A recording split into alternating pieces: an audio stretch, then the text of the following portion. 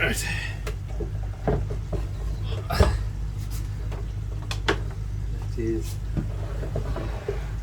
That's it, we're finished. Let's go. Bang some tunes. 1, 2, 3, 4. So we pick up a little bit from last video and just listening to 4 channels on the new Integra Research 7.1, and a little trip to the ocean doesn't hurt. And here I am looking at waves and how they kind of scatter randomly across the entire ocean just to reach us in some semi-organised fashion. It's pretty amazing. Anyway, on with the show. Yep, not sorry, but this is the quick way. We're in a test. So we've got 4 channels going here. Just 2 channels left on this big boy, and still got bass duties there, and this guy's just playing 1 super tweeter, and way under there he's only got the 8 inches playing, so still a couple of Varexes on duty. Wait till I turn this one up, guys.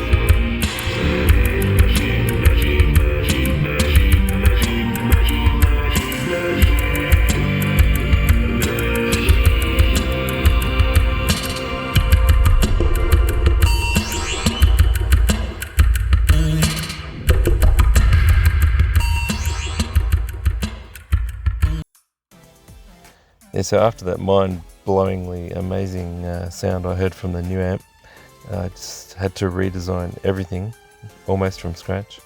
There goes the PTM 6150 from ADA, and trying to get the support tray out. Yeah, so to get that behemoth of the Integra Research in there, a lot of planning and a lot of deconstructing had to go on. So I kind of constructed in my brain a little plan, but first I'm just getting rid of the test infrastructure for that old amp. A couple of stubborn little bolts with the nylon lock, but yeah, got the bad boy out. So here's the plans, gentlemen, ladies. We're going to have 12 channels, and we're going to have all balanced. Now, these 2 sound cards, slaved and synced to each other, only gave me 8 balanced and 2 unbalanced. So where do I find the other channels?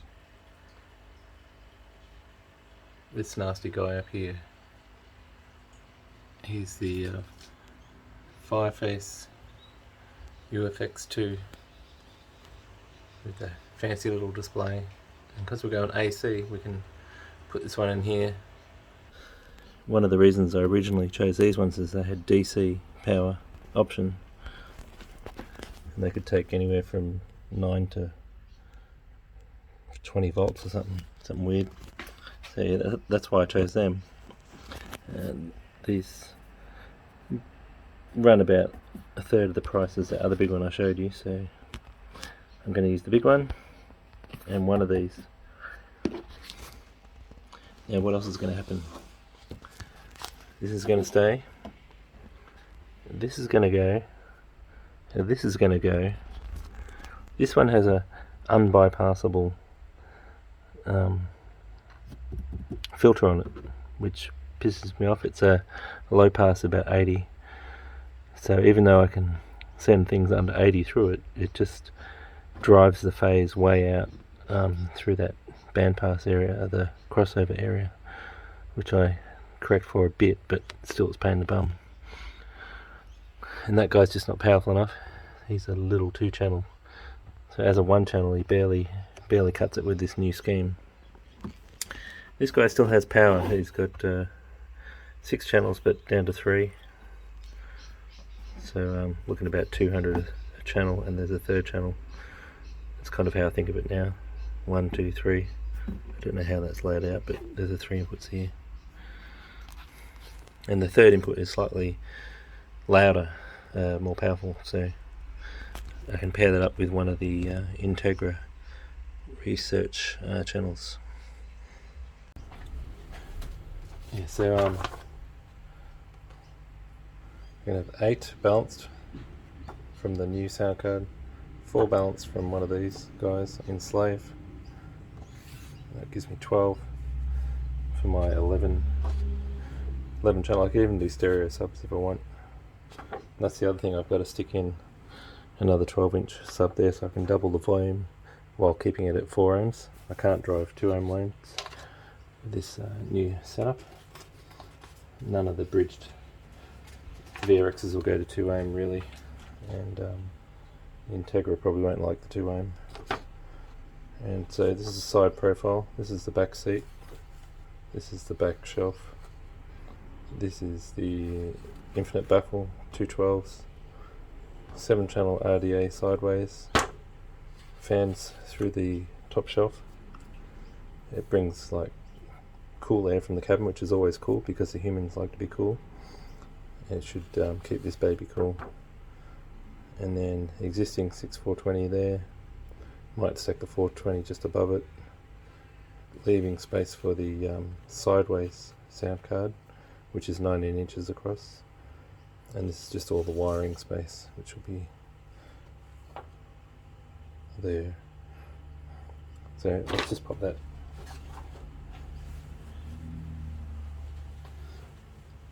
Just for that scratchy.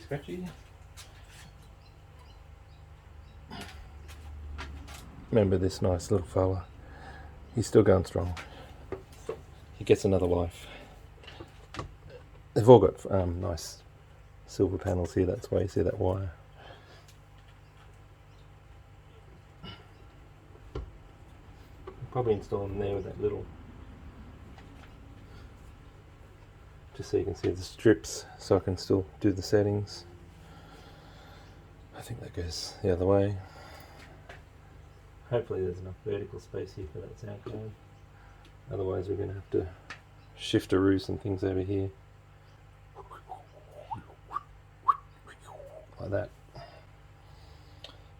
And the Integra will probably fit across here. It'll hang out a bit.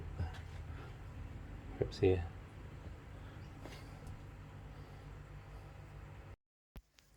Will I play the thank you music here? I guess we should.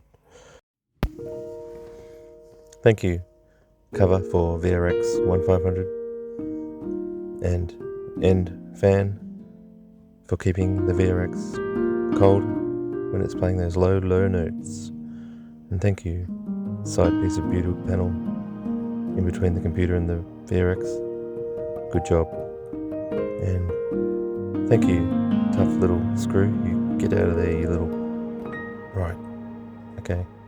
And thanks, really messy wiring and blade fuses, for making me not spark while I'm undoing the mains from all these little amps. And thank you, little 2150 VRX.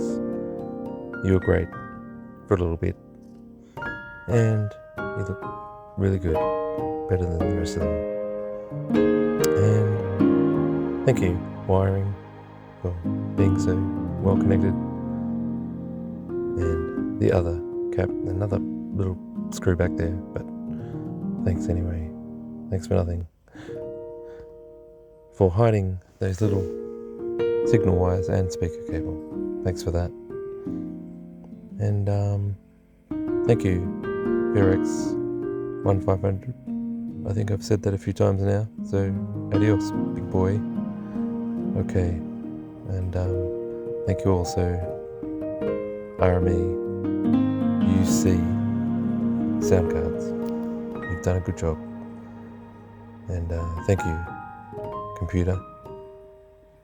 You'll be back, don't worry, we're just getting you out the way for a sec. Thanks for that. And thanks for all the miscellaneous wires that make this amazing system possible. And thank you, infinite baffle subwoofer with a passive 8-inch that no one really used. We tried it for a bit, but ran out of channels when one of my amps died.